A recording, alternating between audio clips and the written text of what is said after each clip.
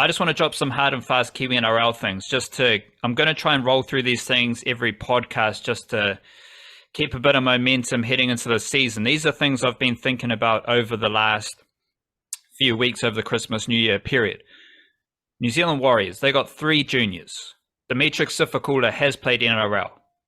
Ali Leiataua has played NRL. Zion Maiu'u has not played NRL.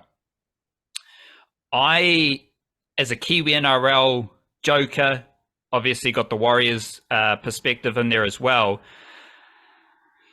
Take out the Warriors perspective, let me just put my Kiwi NRL hat on. I'd put up those 3 players as the best 3 young players for the Warriors against any other team in the NRL. I think Sifakula, Leiataua, Maiu'u, they're going to play a bit of footy next season. I think they're the most likely juniors to play more than 5 games. And I'd say, like any other NRL team, I think Warriors fans can put up those 3 players and be like, our youngsters are better than yours. I think that's just something to ponder. Like, these dudes are really good, and I've thought a lot about that. I don't know for certain you can say those 3 players are better than 3 emerging youngsters for the Panthers, though, because one of those Panthers seems to be affiliated with the Bash Bros.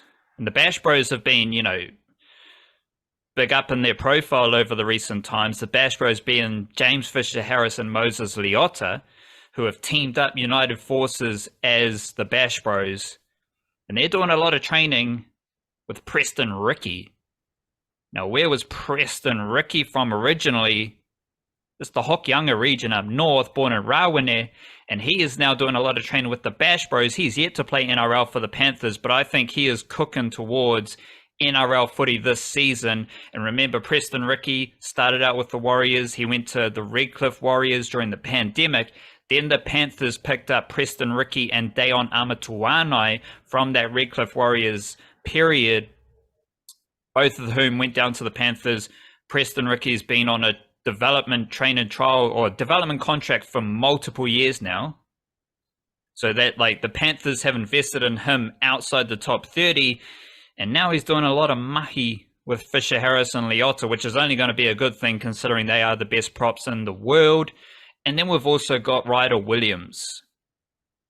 This is someone that folks really need to learn about, because Ryder Williams, as I've said many times over the last few months, he is, at the time of him getting a development contract with the Titans, he was 17 years old. And he was the youngest Titan with a development contract. I'd say he's probably one of the youngest players in the NRL, if not the youngest player in the NRL with a development contract. And he's from Auckland. He's a Maris Saints junior, and he's a half. That seems notable. So it'll be interesting to see what Ryder Williams does this season, because if he's got a development contract with the Titans, he's doing training in the NRL squad, I think Ryder Williams could be playing Queensland Cup next season. And that will be very interesting considering how young he is, and especially that crop of young Titans there. We've seen a bit of Keanu Kinney. He's excellent. We've seen Vaka Sikahali has come into their Queensland Cup equation as well. He suffered a knee injury last season. In the final, I think it was, the final in which Keanu Kinney was going crazy, Sikahali had a major knee injury, but he's basically an emerging version of Aaron Clark, someone who plays hooker, plays small forward, very powerful. He's someone to watch out for.